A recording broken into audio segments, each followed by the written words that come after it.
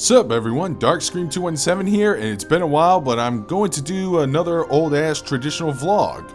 I know I've been streaming mostly on my channel nowadays, but the real reason why I don't do much solo vlogs nowadays is not just because of time, but mostly the editing software I have is a bitch. So you're just gonna have to stick with this amateur level of what you're looking at on the screen right now. Shoutouts to Zach Rass for making my Sonic OC that I created when I streamed Forces about a month ago. But yeah, we're gonna talk about something fun, wholesome, and doesn't have any baggage or controversies or cringe whatsoever. Sonic the Hedgehog. Besides, I prefer to take a more audible approach to my vlogs. In fact, I should probably just do more podcasting. So, if you want, pull up a chair. Sit down, do your homework, do some work, play some games, get some dailies in, and just listen to my sultry voice when I start talking shit.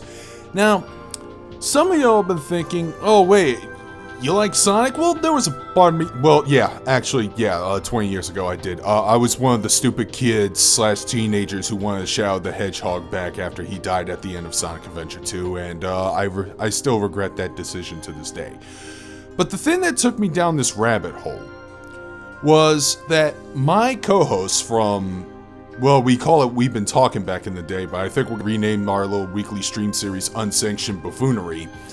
He sent me a link to an artist by the name of Ken Penders, and he was one of the head writers for the Archie era of the Sonic the Hedgehog comics, at least in the first half of its run. I'm not going to talk about him much because there's been a bunch of other videos that cover this. In fact, I'm going to post a link in the description below. One of my favorite videos, and shout out to a kid named Sprited. He did like 2 videos on Ken Penders. I'm just going to post the more elaborate version below. And yeah, if you're also into Mario, I suggest giving this guy a watch. He's doing a retrospective on some old Mario games, including some of the niche, forgettable ones like Mario is Missing, etc., etc. The TLDR of Ken Penders is that he's really not that loved in the Sonic community. Very sue-happy, tried to sue BioWare EA over Sonic Chronicles The Dark Brotherhood, managed, due to the incompetence of Sega and Archie, he managed to copyright about 249 Sonic OCs from the comic books, including a fan favorite by the name of Scourge the Hedgehog.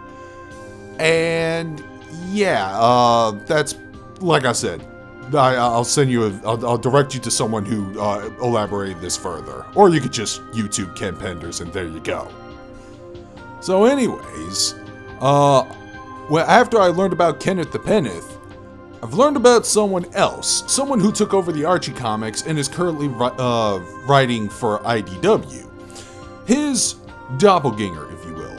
His evil counterpart. His Moriarty. His Joker. I'm talking about Ian Flynn. And one of my friends just recommended, read the IDW comics. They're more fun and they actually have a cool new rival antagonist you might like. Now, if you look at the thumbnail just for a little bit, you'll notice that these are all variants of issue 50.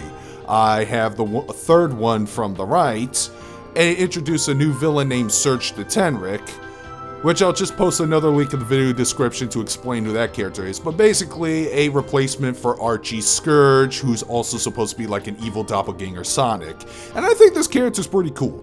I think Sonic is overdue for a new rival antagonist anyways. I mean, in the 90s he had Knuckles, then Shadow the Hedgehog took over, and it's been like that for about 2 decades now. Maybe something fresh and new, and yeah, character's awesome. And so are the rest of the comics. Now, Sega hired this man. They hired this man to write good stories, good fun stories. They're not the deepest shit ever. I'm not going to do an in-depth review or analysis of any of the comics, but I did read issue 50, and then I went back and read the earlier stuff, and the last major story arc I completed was a frickin' zombie apocalypse arc. I'm guessing they're testing the waters on how dark these comics could get, and it's pretty dark, but still family friendly. Robot zombies. Zombots, Sonic called them. Stupid name, but they're pretty terrifying. So why do I bring this up? Why do I bring up the comics? Well, it still has something to do with the video games. See, to me, the best Sonic game in the 2010s is Sonic Mania, or Sonic Mania Plus if you bought the expansion, which is basically a throwback to the Genesis eras, but it looks more like a Sega Saturn game if you actually look at the sprite details and stuff. And that was another case of hire this man, Christian Whitehead, who was also a huge Sonic fan. They got him to develop, I think he worked on some fan games in the past, and then he worked on an official game, and hey, it paid off. If they did a little more of this here and there, then they can actually get some good shit. See, when I was reading the comics, I actually enjoyed everything that were thrown at me. I read issue 2 and see Sonic hang out with Amy while they fend off the remaining waves of Eggman's robots. By the way, this takes place after the frickin' dismal Sonic Forces, and yet Ian Flynn and Evan Stanley and all these guys, these ex-Archie guys now writing for them, they just know how to make chicken salad out of chicken shit. So it blows my mind how much I was enjoying those comics. I was like, oh yeah, I remember liking Sonic back in the day. Feels nice. Hell, even characters I really never cared for, like Cream and Silver, they actually came off pretty strong in the comics. The only real criticism I have, I still don't like Shadow the Hedgehog, and apparently, Sega has been enforcing some mandates on how characters should be written and treated.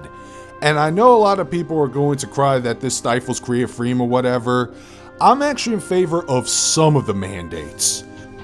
And the reason is, well, I just don't want another goddamn Star Wars sequel trilogy fiasco. Like, could you imagine if Mark Hamill had a creative control clause over his character of Luke Skywalker? Maybe The Last Jedi would have turned out to be a little bit better and not a total character assassination. However, in the case of Shadow, Sega just wants him to be a goddamn edgelord Vegeta clone because they can't help themselves. They have to keep borrowing from Dragon Ball all the time.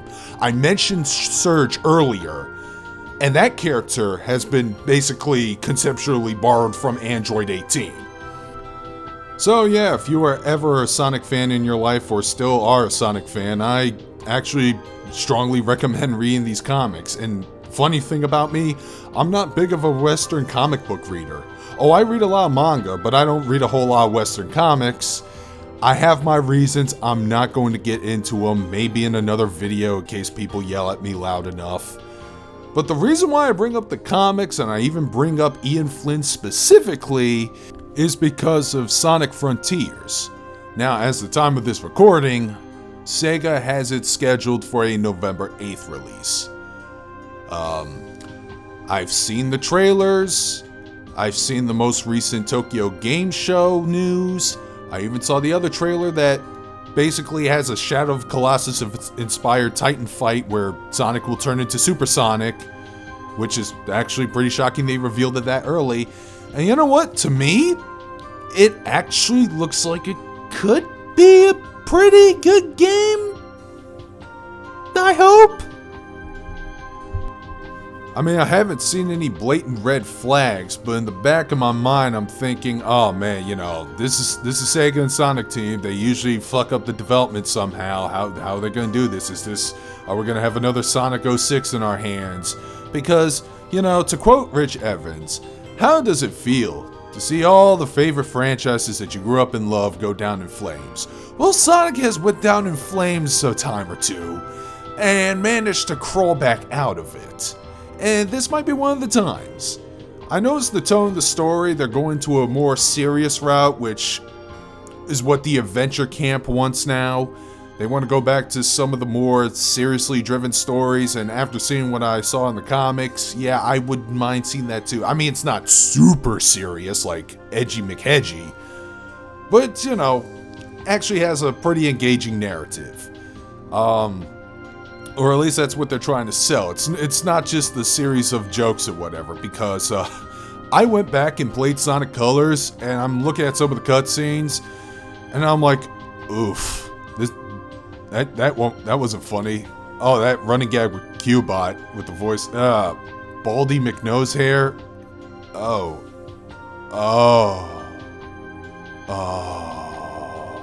And this is Sonic's first foray into the open world formula. Apparently they're still going to have classic stages in that boost style from Sonic Unleashed, but you also have an open world segment, and whenever I see the open world segments, I'm more interested in that kind of gameplay. I mean, with the case of the boost stages, you know what you're getting, mostly. But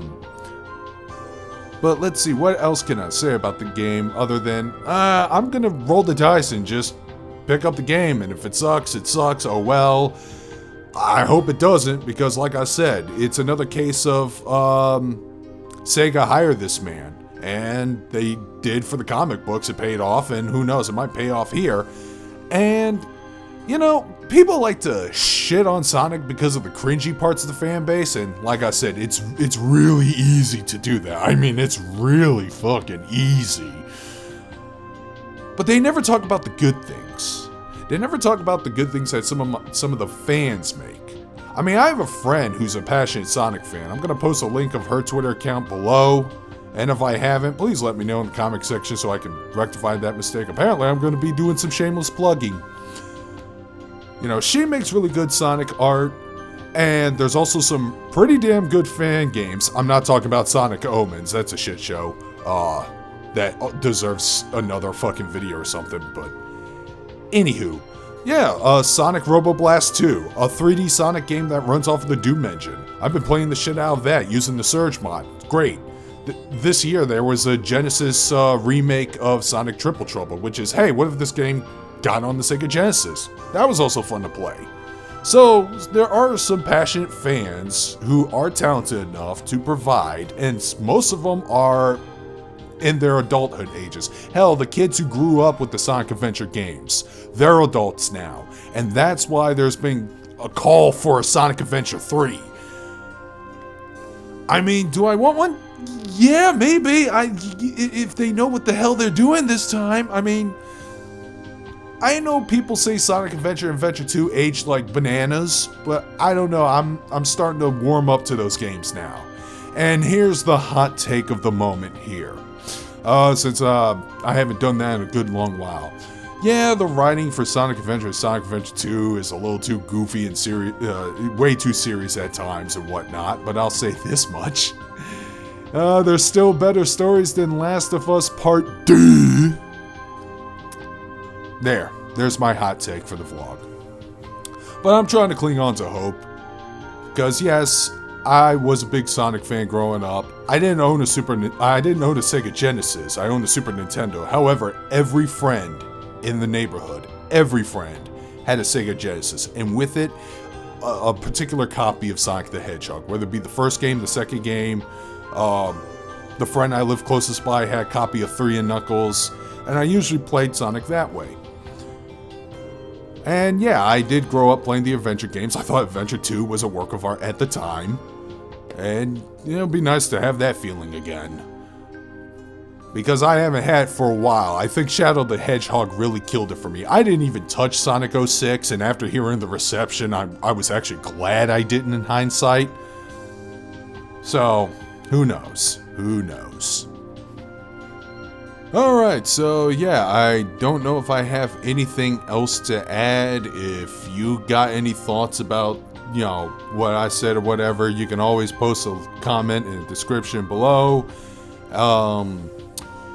If you want, every Sunday evening, I try to stream with Squiggleton, and we talk about stupid bullshit, random all the time. Sometimes I'll stream, sometimes I won't. That's pretty much what I've been doing mostly. But I'll see if I can find something better in order to get some individual vlogs out there when I can. Oh yeah, you should also watch those live-action Sonic movies when you get the chance, especially the second one. That one is the best live-action video game adaptation since the 90s Mortal Kombat film. So yeah, that's all I got to say. Leave a comment if you wish. This is Darkscream, signing out.